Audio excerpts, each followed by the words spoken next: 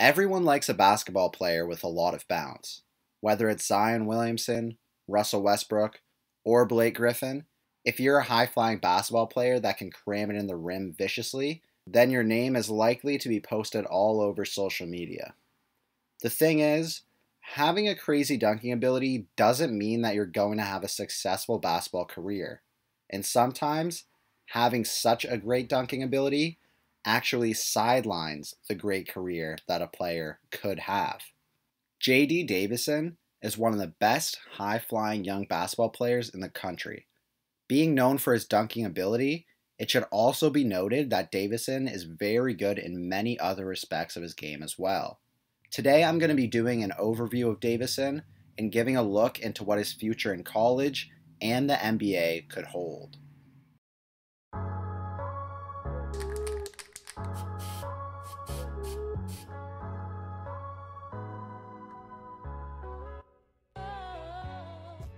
J.D. Davison was born October 3, 2002, and he grew up in Leadahachie, Alabama. The area in which Davison grew up was described by the United Nations as one of the most poverty-ridden places in the developed world. People from the area acknowledge the poor state it's in, with the residents saying, "Everybody forgot about Lance County, even God." From all accounts, Leadahachie doesn't sound like the best place to live, and it seems like the type of place that you'd want to get away from as quick as possible if the opportunity arose. But not for Davison. Despite having the opportunity to join different prep schools across the country, he wanted to stay true to where he's lived for so long, and he doesn't want to forget Leadahachie. When talking about the area he grew up in, Davison said, "One of my personal quotes is, 'Small town, big dreams.' And where I'm coming from, you don't have a basketball, no basketball hoops, no gym, so you had to hoop outside. I didn't have a lot, so I just grew up from nothing." Davison started playing basketball at a young age, and drastically improved through the years with the help of his 3 older brothers, who are all between 7 to 15 years older than him. His brothers never went easy on him, calling every travel and double dribble on him so that he was forced to improve his game. By the age of 7, Davison was winning MVP awards for his youth league, playing all the way up in the 11-year-old division, even though he was a couple years younger. Entering high school, Davison was unknown, which made sense because he was from a small town and didn't have any vehicle for exposure of his game. Davison was unranked throughout his freshman season, and in order to get more exposure, it made sense to join an AAU team. So in the spring of his freshman year, he decided to try out for the Alabama Fusion, which is the top AAU team in the state, and has produced players such as Eric Bledsoe and Devin Booker. One of the coaches at Fusion said about Davison, "I've had Devin Booker and all these other talented kids, but I've never had someone that does everything like that. He defends, he rebounds, he can score, he's athletic, he can see the floor like no other guy we've ever had." Davison was getting high praise from his coaches, and those around him knew how great of a player he really was. But he'd have to keep working to get his name out to the rest of the world. It wasn't until the summer after his sophomore year that Davison was recognized from big recruiting sites. Previously being unranked, Davison jumped to being ranked among the top 50 players in his class by ESPN and 247 Sports. Top high schools throughout the country started to call the Davison residents. The first team that tried to get Davison was Oak Hill Academy, which is arguably the best high school basketball program there is. Oak Hill has had attendees such as Carmelo Anthony, Kevin Durant, Michael Beasley, Rajon Rondo, and many, many other NBA players. Lots of other schools also came Davison's way as well. They offered him games on national television, new scenery, high-profile teammates, and higher-level competition. But Davison was fine with what he had. He didn't need a high-level school to show the world what he could do. Regardless of where he came from, Davison was going to be successful, and this belief has carried him throughout the years.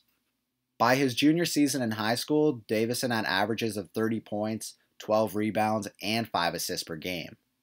That year, he also earned Alabama Mr. Basketball and Alabama Gatorade Player of the Year honors. He also led his team to a state title that year. doing so by making a step-back game-winner three-pointer in the final seconds of the game. In his senior year, Davison once again had outstanding stats, averaging about 32 points, 11 rebounds, and 5 assists a game. Once again being named Alabama Mr. Basketball, Davison also gained the honor of being a McDonald's All-American. Davison was now widely recognized as a 5-star recruit by ESPN, Rivals, and 247 Sports, and all three sources had him in the top 3 for point guards in the nation. Having offers from notable schools such as Auburn, LSU, Memphis, Michigan, and Kansas, Davison decided to commit to the University of Alabama to stay close to home. Davison is listed at 6'3", 175 pounds, which is a perfect size for a point guard, making him the same height and weight as Ja Morant, which is pretty cool because many people say their game is quite alike. Now I'm going to get into a little analysis of Davison's play and where I think his future in the NBA could turn out. The first thing that everyone notices about Davison is his dunking. I've seen people say that he has a 44.5-inch vertical, which would be absolutely insane. For reference, LeBron James is reported to have a 44-inch vertical. Zion Williamson is reported to have a 45-inch vertical, and Michael Jordan apparently had a 48-inch vertical. Now these numbers could definitely be slightly off, as that definitely happens when people talk about their verticals, but either way, Davison has an extremely high vertical, which is clearly evident if you've ever seen highlights of him dunking the ball, blocking defenders, or even doing layups. His dunks are reminiscent of other guards such as Russell Westbrook or Ja Morant when they were in high school. And of course, anytime a player in high school has an elite dunking ability, they are sought out and posted throughout social media and really hyped up. Dunking is not his only strong suit though.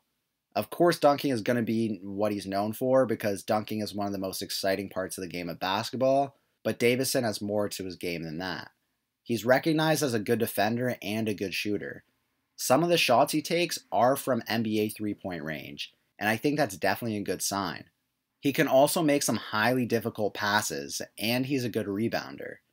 I really think that Davison is a great all-around player and has the tools to succeed in college and the NBA. In college next year, I think Alabama is going to do very well. They were one of the best teams in the country this past year, being a 2 seed in March Madness, and they were ranked as the 5th best team in the country by the end of the season. I think Alabama is going to keep that going this season, and Davison will be a major part of that. I then assume that Davison is going to be a one-and-done player and go fairly high in the 2022 NBA draft. I honestly think Davison has really high potential in the NBA. It looks like he has a really strong work ethic, is humble, and is a great teammate. All of these intangibles help players and give them a slight edge at the next level. Being liked by your teammates and coaches is massive in getting an increased role and really improving yourself as a player, and I think Davison has those qualities within him. Since Davison can score, pass, defend, and rebound well, I think he could get some good averages early on in his career. Maybe getting like over 5 assists and rebounds and like 15 points a game fairly quickly into his career. I almost want to say he could be like Russell Westbrook, but I think Davison will be a better shooter and possibly a better passer. However, I don't think he's going to have triple-double averages or anything like that, as I wouldn't expect any player to do that.